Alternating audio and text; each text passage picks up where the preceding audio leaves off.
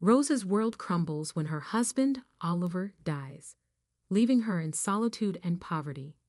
Struggling to cope, she returns to her cleaning job at the bank, where a shocking discovery changes everything. Mocked by colleagues, Rosa learns of an unexpected inheritance that could transform her life. With newfound strength, she sets out on a journey that intertwines her fate with the lives of those in need, uncovering profound secrets along the way. Rosa's house was small and old.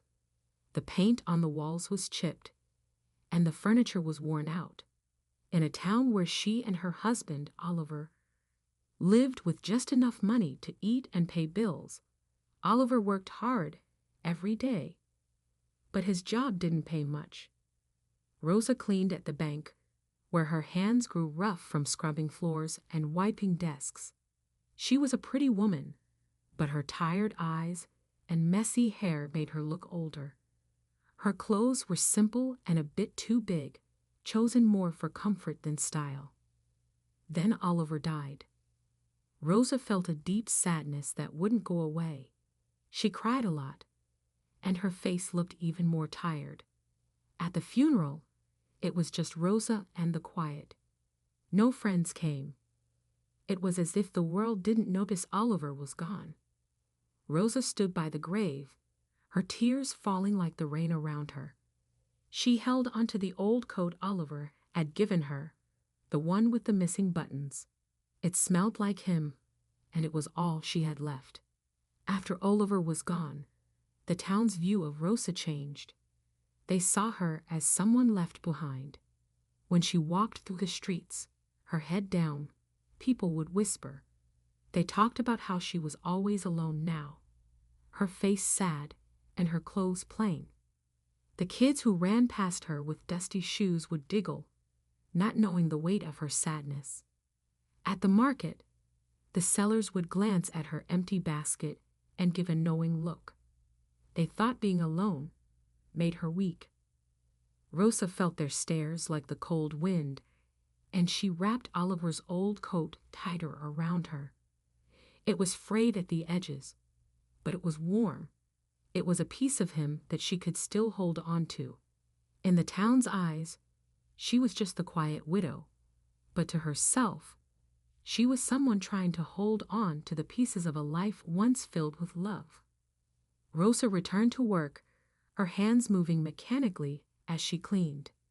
The funeral had drained her savings, and she needed the paycheck. At work, a colleague, seeing her struggle, suggested she claim Oliver's inheritance. Rosa entered the bank, her steps hesitant. The air was cool and smelled of paper and ink. She approached the counter where Rob, the cashier, was tapping away at his keyboard with a smirk on his face. "Back again, Rosa." Rob's voice was loud enough for others to hear. "What is it this time?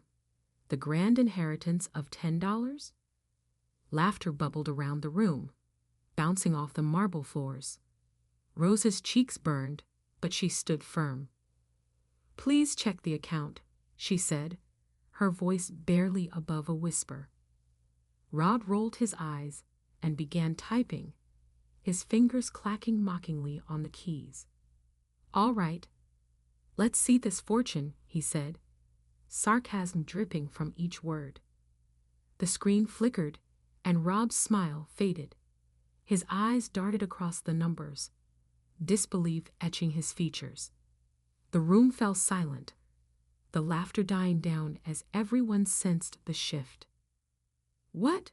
What is this?" Rob's voice cracked. The account balance displayed a number that made Rosa's head spin. Millions. Rosa leaned in, her eyes meeting Rob's. "That's Oliver's inheritance," she said, a quiet strength in her words. Rob's face went pale, his earlier bravado gone. I didn't know," he stammered. Rosa nodded, her gaze steady. "Please transfer it to the account I've provided." As Rosa left the bank, the weight of the moment settled on her shoulders. She had stepped in as a woman mocked and underestimated and walked out with the means to change her life. Oliver's secret was now spilled out. He was the sole heir to a fortune, a legacy of wealth from a family he had flooded. They had been cruel, and he had chosen a life of love over luxury. Now, with his passing, Rosa stood unknowingly at the crossroads of a new life, one that Oliver had silently secured for them. Rosa walked into her quiet house. The air felt heavy, like it was holding all her sadness. The room was dim, with only a little light coming through the curtains. She sat down on the creaky old chair and looked around. Everything reminded her of Oliver. She picked up one of his books from the shelf. A letter fell out. It was from Oliver. Rosa's hands shook as she opened it, her eyes filling with tears as she read his words, explaining about the money, his family, and why he never used it. The tears ran down her cheeks, and she wiped them away with the back of her hand. Her body felt tired, but her heart was full of love for Oliver. Outside, the sky was gray, and it started to rain softly, like the world was crying with her. Rosa made a decision. She would use the money to help others. Oliver had died of cancer, and she wanted to make sure no other child would have to fight it alone. She would start a place for children with cancer, a place full of hope and love, just like Oliver would have wanted. Rosa stepped into the Children's Cancer Center, her heart heavy but hopeful. The walls were painted a cheerful yellow, but the air was still filled with a quiet sadness. She could hear the soft beeps of machines and the distant laughter of children trying to find joy in the midst of their battles. She walked slowly, her eyes taking in the small beds and the brave faces of the children. Some had lost their hair, but not their spirits. Nurses moved gently from bed to bed, offering kind words and warm smiles. Rosa's hands were clasped tightly in front of her, her knuckles white. She wore a simple dress, one that Oliver had liked. Her face showed the marks of her grief, but also the determination to make a difference. As she moved through the center, she felt Oliver's presence with her. She knew this was the right thing to do, to use the money to help these children. She promised herself that she would do everything she could to bring a little light into their lives. Rosa's eyes widened as she spotted Rob, the cashier from the bank, sitting in a corner of the Children's Cancer Center. His head was bowed, his hands clasped tightly around a small, pale hand, his daughter Elisa's. The room was filled with the hum of machines and the soft murmur of voices, but Rosa could feel the weight of Rob's worry from across the space. She approached hesitantly, her footsteps quiet on the linoleum floor.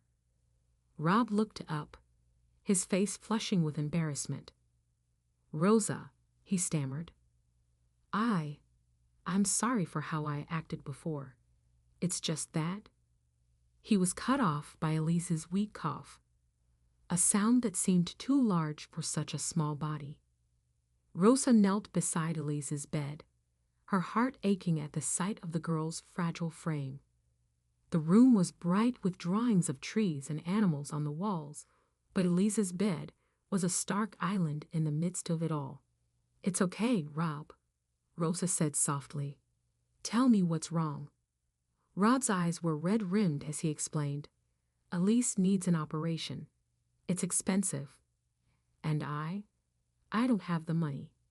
His voice broke, and he looked away, ashamed. Rosa reached out, resting her hand on Rob's shoulder. "I'll help," she said firmly. "Oliver left us more than we ever knew. It's time that money did some good." Rob's eyes met Rosa's, filled with a mix of gratitude and disbelief. "You do that for us?" he asked. "Yes," Rosa replied. "For Elise."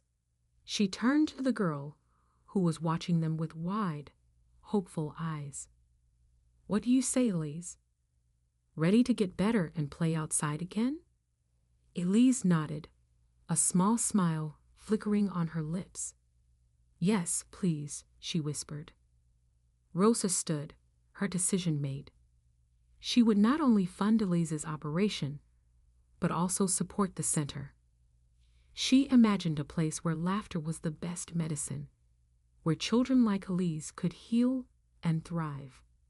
As she left the center that day, the sun broke through the clouds, casting a warm glow over the world. Rosa felt Oliver's love around her, a gentle reminder that even in loss, there was a way to bring hope to others.